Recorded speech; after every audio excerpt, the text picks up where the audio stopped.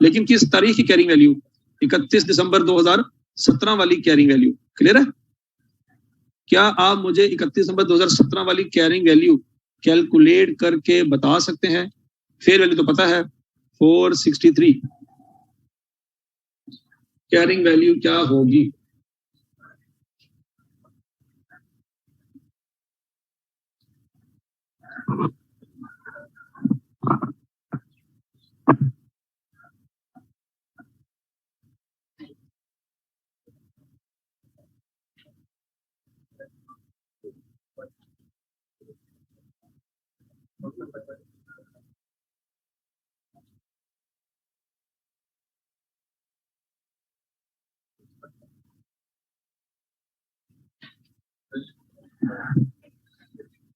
हाँ जी,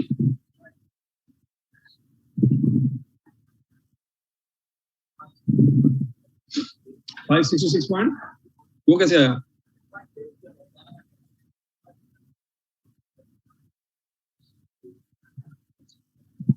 अच्छा जी, 613 में से क्या माइनस किया है? 613 में से क्या माइनस किया है? बच्चों क्या ये सारी माइनस नहीं होनी थी? सोचो जरा, कैरिंग वैल्यू का क्या फार्मूला क्या होता है? कॉस्ट माइनस करंट ईयर की डेप्रिसिएशन, और एक्यूमुलेटेड डेप्रिसिएशन का मतलब क्या होता है? अरे 4.5 का क्या करना है? सोचो, शाबाश शाबाश शाबाश, खुली आंखा थोड़ी नहीं है? आप सिर्फ 22 माइनस कर रहे हैं। हाँ जी बच्चों, 24.138 22.638 जमा करेंगे और 4.5 को माइनस करेंगे। क्या आंसर आता है? 570.724। सोच लो, 613 में से क्या माइनस किया हमने? 42 पॉइंट। बच्चों गेन आया कि लॉस आया? कितना लॉस आया? हाँ जी,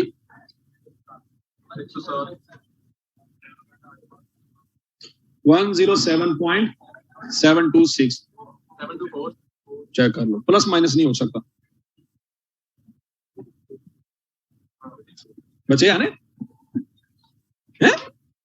बच्चों के काम है, पहले वो तो कर लो।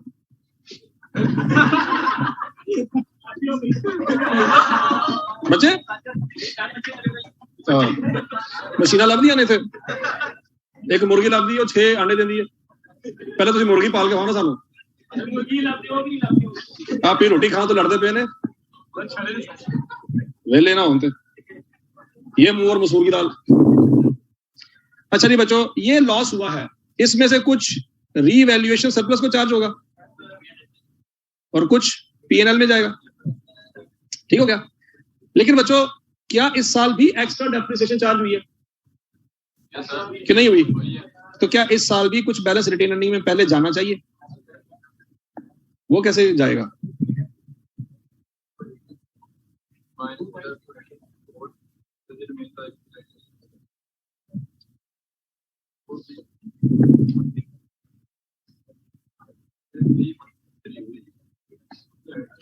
हाँ जी,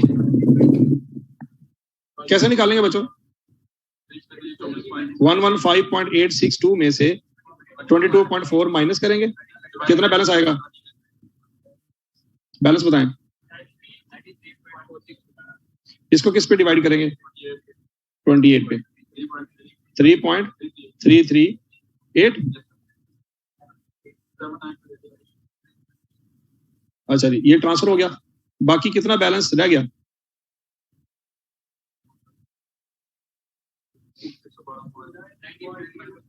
90 पॉइंट। तो मैक्सिमम इतना ही रीवैल्यूएशन सरप्लस खत्म हो सकता है, पढ़ाई इतना हुआ है। तो बच्चों मैं कह सकता हूं कि 90.124 तो चला जाएगा रीवैल्यूएशन सरप्लस में से, माइनस हो जाएगा सी, और 17.6 कहां जाएगा? प्रॉफिट एंड लॉस में। एंट्री क्या होगी बच्चों इसकी? रीवैल्यूएशन सरप्लस डेबिट कितने से? प्रॉफिट एंड लॉस डेबिट, और बिल्डिंग्स 107 पॉइंट ऐसी क्या ये एंट्री पास कर लेंगे? अच्छा फिर सोच लो कुछ रह तो नहीं गया? क्या कुछ रह तो नहीं गया? आवाज नहीं आई। यतीम एंट्री दौर फिटे मुझ थोड़े बोल गया ना अभी मैंने बताया। आप कह रहे थे नहीं सर आप बोले थे इसलिए हम नहीं बोले थे। कौन बोलो हैं? अच्छा पहले जितनी डेप्रिसिएशन पड़ी है क्या सारी खत्म होगी बच्चों? हमारा कैरियर बैलेंस क्या आना चाहिए? 0। तो कितनी डेप्रिसिएशन है जो खत्म होगी? 42.276 के 4 पहले 4 लिखवाया था अब 6 है। अच्छा जी तो 42.276 पहले तो एक्यूमुलेटेड डेप्रिसिएशन को खत्म करेंगे। क्लियर हो गया? फिर रीवैल्यूएशन सरप्लस को खत्म करेंगे कितने से? 90.124 से। फिर प्रॉफिट एंड लॉस को खत्म करेंगे 17.6 और कैरिंग वैल्यू या क्लोजिंग बैलेंस आपकी फेयर वैल्यू होनी चाहिए 463 आंसर आना चाहिए। चेक कर लो ये हमारा मुद्दा खत्म हुआ है किस चीज का? बिल्डिंग का। ठीक है जी एक्यूमुलेटेड डेप्रिसिएशन खत्म ये बिल्डिंग में चला गया ये भी खत्म। इसका कैरी डाउन क्या आ जाएगा? इसका कैरी डाउन भी 0। रीवैल्यूएशन सरप्लस भी खत्म हो गया एक्यूमुलेटेड डेप्रिसिएशन भी खत्म हो गई और बिल्डिंग का क्लोजिंग बैलेंस 463 आ गया। बिल्डिंग दफन। अब उसके बाद कौन सा सीन है? प्लांट का सीन शुरू है। आप और होमवर्क वेरी गुड। अगले दिन आके नोट भी मैं बना रहा हूं और आपको मैं होमवर्क दे दूं वो भी लेजर अकाउंट। शाबाश शाबाश बच्चों। प्लांट यकम जनवरी 2015 को लिया था कितने का? 475 का। कैश लिखेंगे साथ। ये 2015 के अकाउंट्स हैं। 25 साल उसकी लाइफ है। ब्रॉट डाउन डेप्रिसिएशन कोई नहीं होगी। During the year depreciation charge होगी। और बच्चों क्या ये रीवैल्यूएशन मॉडल पे है? ये कॉस्ट मॉडल पे है। इसमें रीवैल्यूएशन वाला कोई पंगा नहीं है। तो बच्चों 475 को 25 पे डिवाइड करो ये 475 ही रहेगा। यहाँ पे क्या आ जाएगा? 19। कैरी डाउन क्या आ जाएगा? 19। अगले साल ब्रॉट डाउन क्या लिखेंगे? 475 ऐसी है। यहाँ पे ब्रॉट डाउन क्या आ जाएगा? 19। क्लियर है सारी स्टोरी? अच्छा एक मिनट वैसे 2015 क्लोज हुआ ना। On 31 December 2016 the recoverable amount of the plant was assessed at 360 million with no change in useful life. जो रिकवरेबल अमाउंट जो होती है दो चीजों में से हायर वैल्यू होती है याद है? वैल्यू इन यूज और फेयर वैल्यू लेस। लेकिन क्या उसने सीधा सीधा हमें रिकवरेबल अमाउंट दे दी है? क्या अब हमें वैल्यू इन यूज कैलकुलेट करने की जरूरत है? Fair value less cost of sale की जरूरत है? क्या एग्जामिनर ने खुद वर्किंग करके हायर वैल्यू हमें बता दी है? हमें मजीद परेशान होने की जरूरत नहीं है। अब ये वैल्यू जो है साल के शुरू में है कि एंड पे है? तो पहले डेप्रिसिएशन चार्ज होगी कैरिंग वैल्यू निकलेगी फिर कंपैरिजन होगा। तो बच्चों अगले साल भी क्या हमारी डेप्रिसिएशन सेम आएगी और कैरी डाउन क्या आएगा? 38। तो बच्चों प्लांट की कैरिंग वैल्यू क्या दी है? 475 माइनस 38 437 और इसको कंपेयर करेंगे किसके साथ? रिकवरेबल अमाउंट के साथ 360। क्या कोई लॉस हुआ? 77 का। तो बच्चों क्या मशहूर जमाना यतीम एंट्री आएगी? क्यों नहीं आएगी? इंपेयरमेंट में पिछली डेप्रिसिएशन को खत्म नहीं करते वो वैसी की वैसी रहती है। इसकी एंट्री क्या होगी?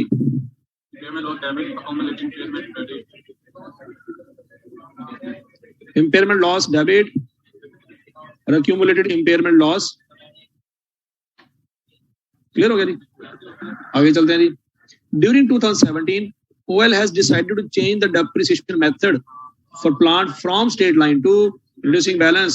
The new depreciation rate would be क्या चेंज इन मेथड में पड़ा हुआ है? क्या आई क्या उसको टेस्ट कर सकता है? Very good. Change in estimate आ गया जी। अच्छा बच्चों क्या बच्चों अभी भी हमारा प्लांट 475 ही आएगा कि नहीं आएगा? लॉस हुआ नहीं आएगा? सोच लो शाबाश, और बोलो तो सही। क्या अक्यूमुलेटेड इम्पेयरमेंट लॉस अलग से आएगा या वो प्लांट में से माइनस होगा? सोच लो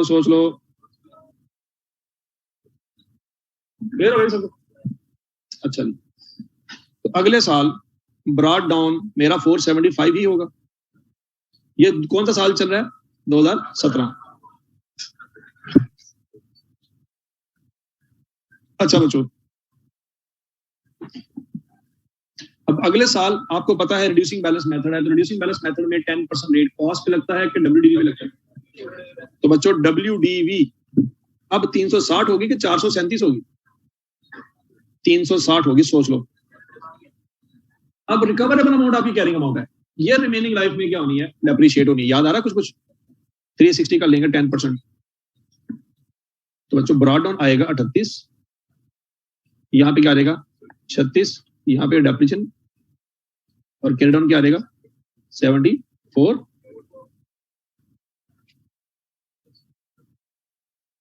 ये क्या आएगा 475, और ये अगले साल ब्रॉड डाउन 77, और कैरी डाउन भी, इसमें कोई चेंज नहीं आएगा, ये पड़ा रहेगा बैलेंस।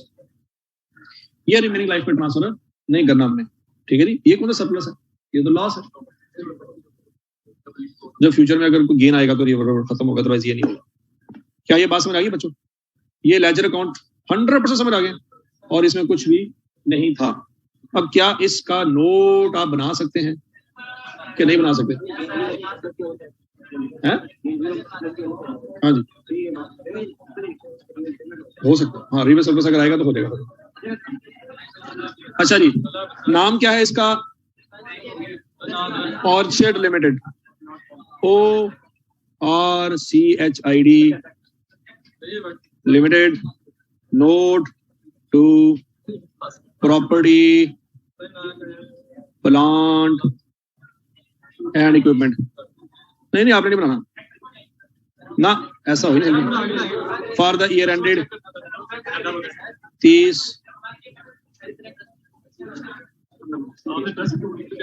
31 दिसंबर 2017। पहले बच्चों कंपैरेटिव बना लेते हैं 2016 का। कितने हैं जी हमारे पास? अच्छा, उसने टोटल का कॉलम भी मांगा वैसे, मेरा ख्याल उसने कहा तो कुछ नहीं है, दैट मींस बनाना पड़ेगा।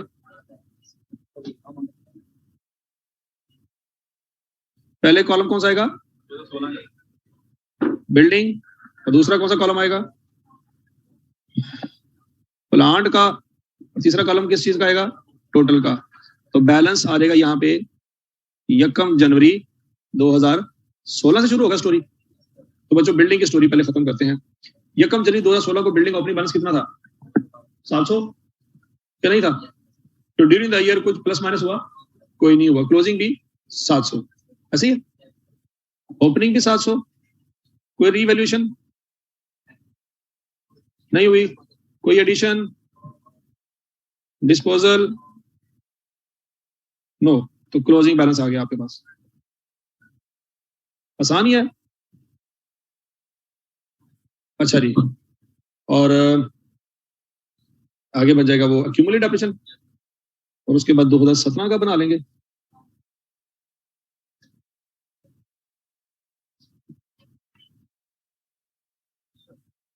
बैलेंस एज ऑन 1 जनवरी 2017 क्या 700 ही आएगा?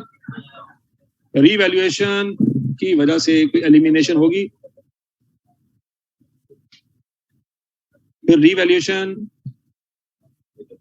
फिर एडिशन, फिर डिस्पोजल और क्लोजिंग बैलेंस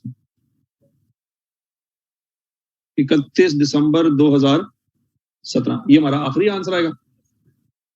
अच्छा जी, अगले साल देखिए बेटे 2017 में बहुत कुछ हुआ। 87 का क्या हुआ? डिस्पोजल। 42 की क्या हुई है? रिवर्सल, एलिमिनेशन, फिर क्या हुआ? लॉस, फिर जाके ये आंसर ऐसे ही है। ये सारा कुछ करना पड़ेगा हमें 2017 में। 87 का डिस्पोजल हुआ है, माइनस होगा। एलिमिनेशन कितनी हुई है 42.276 42.276। रीवैल्यूएशन लॉस कितना हुआ है? नहीं, 1 ये सारा लॉस हुआ ना, 107.724 107.724। तो बच्चों एडिशन तो कोई नहीं हुआ। क्या क्लोजिंग बैलेंस हमारा आ जाएगा? और ये क्लोजिंग बैलेंस क्या आना चाहिए? 463 आना चाहिए। क्लियर है जी? यहाँ तक नहीं समझ आई? अब प्लांट की बारी है। प्लांट देखो बच्चों दोनों सालों में, बल्कि तीनों सालों में कोई प्लस माइनस हुआ? वो सीधा सीधा ही है। प्लांट 475, कुछ भी चेंज नहीं हुआ, 475। और अगले साल भी 475, प्लस माइनस कुछ भी नहीं हुआ, 475। ये तो सीधा सीधा क्लियर हो गया जी? अब उसके बाद क्या आना है? इसके बाद क्या आना है? accumulated depreciation balance as on यकम जनवरी 16। हाँ जी, हाँ जी बताएं, यकम जनवरी 16 को बैलेंस कितना था? ढूंढो 0। डेप्रिसिएशन कितनी थी? 24.138। ऐसी है। ओपनिंग बैलेंस 0, एलिमिनेशन कोई नहीं हुई, डेप्रिसिएशन एक्सपेंस 24.138, एडिशन तो खैर इसमें आता ही नहीं होता, डिस्पोजल अगर आता है तो वो आ जाएगा, तो क्लोजिंग बैलेंस आ जाएगा फिर।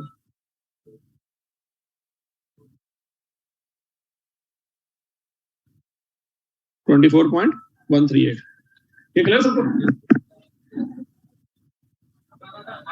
अभी अगले साल accumulated depreciation, ओपनिंग बैलेंस यकम जनवरी 2017, एलिमिनेशन अगर कोई है, और उसके बाद depreciation expense for the year, और अगर कोई डिस्पोजल है वो माइनस, और क्लोजिंग बैलेंस 31 दिसंबर 2017।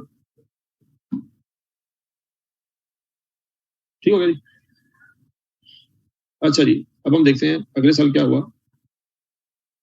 बच्चों देख रहे हो, ओपनिंग 24,138 है, डेप्रिसिएशन एक्सपेंस 22,638 है, डिस्पोजल में गया 4.5, और एलिमिनेशन हुई है 42.276, और क्लोजिंग बैलेंस क्या आया? 0। ये नोट कर लें आपने, मुझे नीचे बताना है।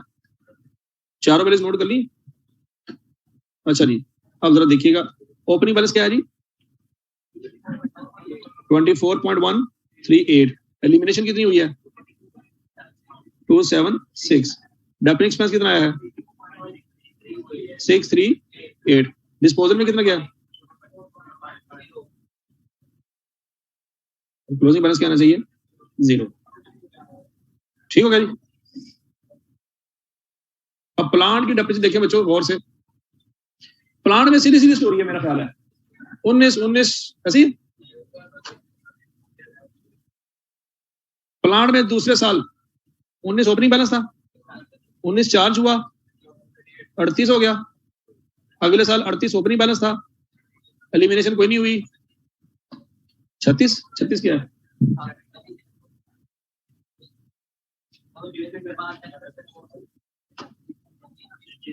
ऐसी है। डिस्पोजल में कुछ नहीं जाएगा, 74। ठीक है जी, ये नोट आपका बन गया। आप यहाँ पे क्या करना है? कैरिंग अमाउंट निकालनी है, निकाल लोगे? 31/12/2016, और यहाँ पे कैरिंग अमाउंट निकालनी है।